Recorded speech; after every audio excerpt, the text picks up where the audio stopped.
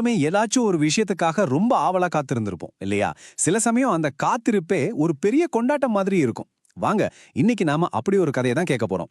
மழைக்காகவே காத்திருந்த ஒரு திருவிழாவோட கதை இது. சரி, இப்போ எல்லாரும் கண்ண மூடி நான் சொல்றத கற்பனை பண்ணி பாருங்க.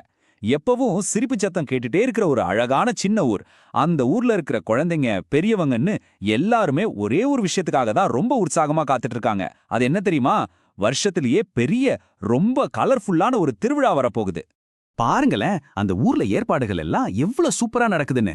தெரு முழுக்க கலர் கலரா ரிப்பன்ஸ் கட்டி ஒவ்வொரு வீட்ல இருந்தும் சுட சுட பலகாரம் செய்யற வாசனை வருது. குட்டீஸ்லாம் புது பாட்டுக்கு டான்ஸ் பிராக்டிஸ் பண்ணிட்டு ஒரே ஜாலியா இருக்காங்க. அந்த ஸ்வீட் வாசனை உங்களுக்கும் வருதா? ஆனா ஒரு நிமிஷம், இந்த கதையில ஒரு சின்ன ட்விஸ்ட் இருக்கு. அவங்க எல்லாரும் ஆசையா எதிர்பார்த்த அந்த மழை ஒருவேளை வரவே இல்லைன்னா என்ன ஆகும்? சும்மா யோசிச்சு பாருங்க. அவங்க நினைச்சதுக்கு அப்படியே உல்டாவா நடந்துச்சு. நாட்கள் போயிட்டே இருக்கு, ஆனா வானத்துல ஒரு சின்ன மேகத்தை கூட காணோம். ஒரே வெயில். சூரியன் ரொம்ப சூடா இருந்ததால நிலம் மொத்தமும் தண்ணி இல்லாம தாகத்துல தவிக்க ஆரம்பிச்சது. இதோட விளைவு ரொம்ப சோகமா இருந்துச்சு. அந்த ஊருக்கே உயிர் கொடுத்த சலசலன்னு ஓடிட்டு இருந்த ஆறு இருக்குல்ல, அது கொஞ்சம் கொஞ்சமா வத்தி போய் இப்போ வெறும் தூசி பொடிஞ்ச ஒரு பாதையா மாறிடுச்சு.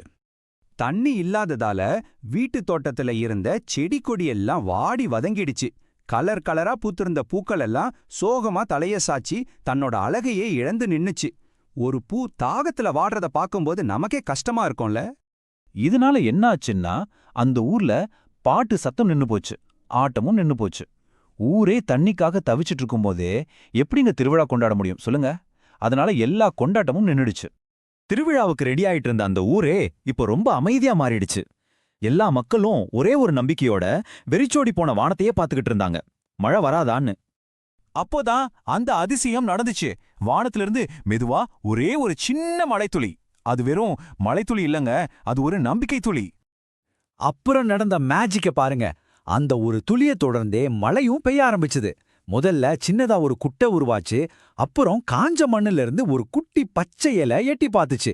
வத்தி போன ஆறுல மறுபடியும் தண்ணி ஓட ஆரம்பிச்சது. பார்த்துட்டே இருக்கும்போதே பூமி மொத்தமும் பச்சை பசேல்னு மாறிடுச்சு.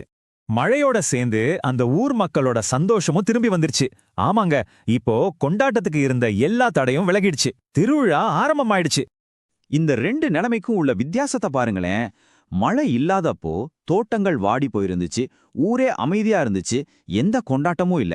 ஆனா மழை வந்த உடனே தோட்டங்கள் பூத்து குலுங்குச்சு, ஊரே குதூகலமா மாறுச்சு.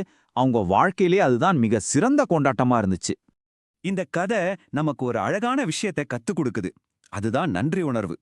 யோசிச்சு பாருங்க, மழை நம்ம கிட்ட எதையுமே எதிர்பார்க்காம இந்த உலகத்துக்கே உயிர் கொடுக்குது. அதுக்கு நாம எவ்வளோ நன்றியோட இருக்கணும் இல்லையா?